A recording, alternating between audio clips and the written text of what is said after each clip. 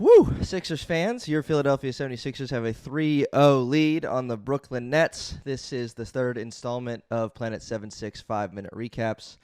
I'm one of your hosts of Planet 76, Troy, and I know it's called Planet 76 5-minute recaps, but there is so much to unpack from this Game 3, so I'm going to do my best to keep it close-ish to 5, but it's going to be a while. There's so much to unpack.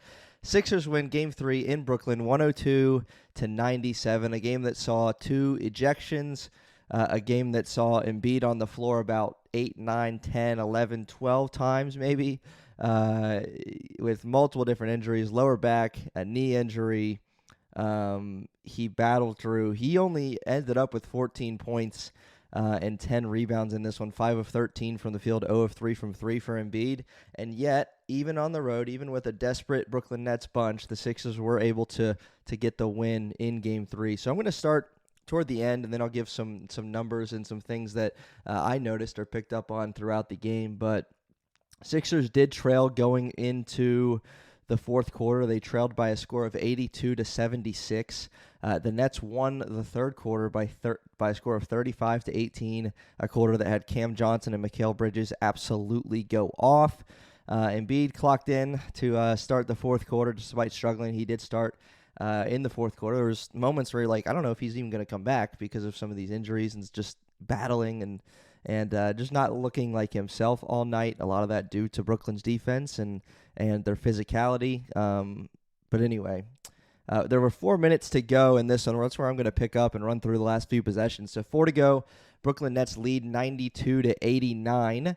At this point, James Harden had already been ejected for what could have just been a regular foul. It was a rule of flagrant 2. I don't even think it deserved a flagrant 1, as he got a little tiny bit of a push-off in the midsection of a Brooklyn Nets player and did get ejected in this one early in the fourth quarter. But 92-89, 4 minutes to go in the fourth, Nets lead. And eventually, with 2 to go, it ended up being Tyrese Maxey with a 3-ball to make it a score of 96-94, still with the Nets in the lead. Mikal Bridges came down the other end again under 2 minutes. He shot a mid-range jumper that was off. The Sixers got an offensive rebound after a miss. PJ Tucker did that all night, just fighting for boards after an Embiid miss. And then 96-96 with 52 seconds left and the Sixers ball. Tyrese Maxey hit a 3-ball to give him 10 straight points for the team. So Maxey not only tied it at 96, but tied it at 96 after a 3-ball. But then he scored again. He had another 3 to give him 10 straight and go up 99-96. Late shot clock after an offensive rebound for the Sixers.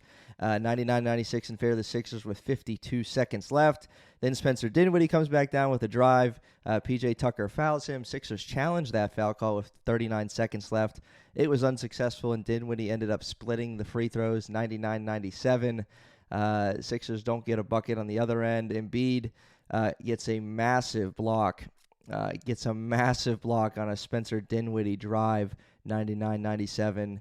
Nets have to foul PJ Tucker, who goes to the line with 8 seconds left. He splits the pair. And then the Nets ball with 8 seconds after a timeout. They get it down toward their basket, obviously looking for a 3 here, and they throw it away. A miscommunication. Melton picks it up and runs back to the other end for a dunk to seal this one, 102-97. You might have noticed the number that I said often for the Brooklyn Nets in that was 96, and that's why they finished with 97. It was an 11-1 run for the Sixers to end this game and get out of there with a victory, 102-97. A lot of physicality from the Nets, as you might have expected. They came out with a lot of energy. This was definitely a game of runs. Nets were very aggressive early. They were running early. They were shooting threes. Their goal was to shoot a lot of threes. This started with an early scuffle between Nick Claxton and Joel Embiid with 9 minutes and 34 seconds left in the first quarter. Nick Claxton dunked on Embiid, and Embiid was on the floor, and Claxton decided that the way that he was going to move was going to be over Joel Embiid, who's lying down on the floor, and Embiid didn't take a liking to that too much, and so he kicked up at him. There was a long review after that. It was ruled a technical on Nick Claxton, his first That's key. We're going to get to that in a second. And then Joel Embiid was hit with a flagrant 1 in that sequence. Nets started hot. They started 19-11, and that was to be expected. I don't think anyone was too shocked by that. The crowd was into it. The players were into it. They were making some shots. They were having some hustle plays. Maxey started really hot in this one. He had 10 of his 25 through the first 7 minutes of the game, and it was clear early on that the Nets were attacking Embiid. Literally attacking Embiid, not just with double teams and triple teams, but with their elbows and arms and hands and doing whatever they could to get in rebound position. Embiid took a shot to his lower back also via Nick Claxton late in the fourth quarter. But with all that being said, Sixers somehow weathered the storm in the first quarter, 32-28. They had the lead. Really, really fortunate to be in the lead there. More of the same from the Sixers as they had an 11-point lead going into halftime. I liked what I saw from McDaniels and Reed early in the second quarter, who gave them some good minutes. McDaniels finished with just 4 points, but did have a couple of good plays, and Paul Reed with 2 points and 6 rebounds, but only in 10 minutes. So he did some things early second quarter that helped the Sixers stretch that lead back out. A lot of good hustle plays from P.J. Tucker in this one. 51-40 at one point. The Nets called a timeout. Maxey had 15 points with 4 minutes to go in the second quarter. But then it went into half. Dinwiddie had 15, Bridges had 13, Maxey 15, and James Harden with 12. A pretty good half from him. 58-47 at the half for the Sixers. And then the third quarter is where it got a little crazy, or crazier, if I can say it that way. Nets, again, they did have a lead. They were down by 11 going into the third, and they ended up with a 6-point lead heading to the fourth. So Nets won the third quarter again by a score of 35-18. Cam Johnson, Mikal Bridges both go off. Again, constant double teams coming Embiid's way. Some frustration on Embiid tonight. Again, he didn't play particularly well. We've seen a lot of double teams in this series, but this is the worst he's looked, both physically as far as getting up and down the court. We're obviously, I mean, there might be some scans coming his way, within the next few hours on that knee that seemed to be bothering him a lot in the second half. I thought at some points it was best if Embiid just wasn't out there because he just did not look great. He didn't look himself. The double teams, now he was passing decently out of double teams. He did have 5 turnovers tonight, which is a concern. But again, he just really didn't have it. He had 5 personal fouls as well. So he had to play a little cautiously down the stretch in the fourth quarter just to stay on the court. But then, the flagrant 2 on James Harden came, I misspoke earlier, it came with 13 seconds left in the third quarter. Shot clock winding down. Harden had it on the wing, and he just made a move that he's made hundreds and thousands of times to try and get some separation for a step back 3, and they called a foul on him, which is understandable, I guess. He did make a little contact, a little push off, and then I couldn't believe when I saw that they called a flagrant 2. I don't think anyone could. It was everywhere on Twitter and Instagram, but incredible. So Sixers are trailing 82-76. Embiid's not playing well. James Harden can't play anymore in the game. So where do they turn? And it had to be Tyrese Maxey. It just had to be. And Maxey was a non-factor, I'd say, early part of the fourth. But man, did he turn it on in a big way again for 10 straight to help the Sixers get this win. Nick Claxton, I said we'd get back to him, and we will. He had another big dunk with Embiid in the picture, and he taunted Embiid after the dunk with 9 minutes left in the fourth.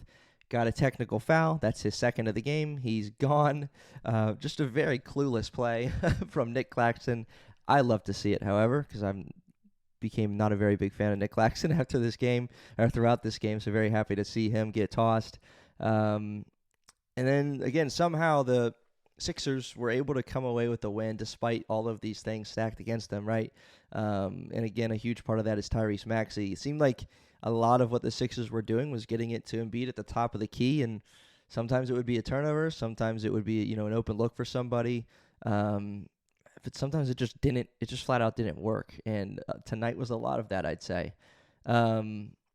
And that's where they had to change it up. I wrote notes as I was going through the fourth quarter, and it was like, something's got to change because this top of the key Embiid stuff it's just not working tonight. And the Sixers did do something. They put the ball in Tyrese Maxey's hand to close it out, and close it out he did. He was phenomenal down the stretch and early on, obviously. So, during the two storms or two surges that the Brooklyn Nets had, Tyrese Maxey was really the guy that had the answers to that in the first quarter when he had 10 to weather the storm, and then, 10 straight in the fourth quarter when the Nets almost had the Sixers on the ropes. I mean, they were up 5-6 with a couple minutes to go, and Sixers were able to get the job done. Looking ahead to Saturday, Game 4, Sixers will be in Brooklyn again. I think the obvious key to watch is Joel Embiid, and is he healthy? Is he okay? Should he even play in this one? No team in NBA history has come back from a 3-0 deficit in the NBA playoffs, so does Embiid even need to be out there? I don't know. The way he was falling and stumbling all over the place tonight, I don't even know if it's a good idea, but we'll see. Hopefully, if he's healthy enough to play, he should play, but if he's not, then let's get him some rest. Let's just say that. A couple shout-outs for this one, a couple numbers from the box score as I look at that. Perhaps the biggest number, I'm a plus-minus guy, and DeAnthony Melton had a plus of 24 in the plus-minus category. 24 in 30 minutes, 13 points off the bench. He had some big shots, a couple big threes, one early, one late, and he had a game-high plus 24 in that category. By far a game high. No one else was even in double digits. George Niang was second closest with a plus 9, so pretty remarkable there. PJ Tucker, again, what can be said about him? He had 8 rebounds, 4 assists. He had 3 offensive rebounds in this one. Each rebound he gets is huge. Just tremendous hustle. Again, you're reminded why he is here. Tobias Harris had a decent game, 15.7 boards on 6 of 13. Would have liked to see him a little more involved in the offense late, especially with James Harden going down and Embiid not being himself. But fortunate for him, Maxey was able to bail this team out and help them get the win. So, again, Game 4 is on Saturday, 1 o'clock. And the Sixers will look to close it out in Brooklyn Saturday, 1 o'clock on TNT. Hopefully they can get the job done, get as much rest for these guys as they can moving forward. And, man, what a win. I told you it wasn't going to be a 5-minute recap, but a lot to be said, a lot to be excited about, a lot to be, just given a sigh of relief in this one because it didn't look good for moments. Embiid didn't look good for a lot of this game.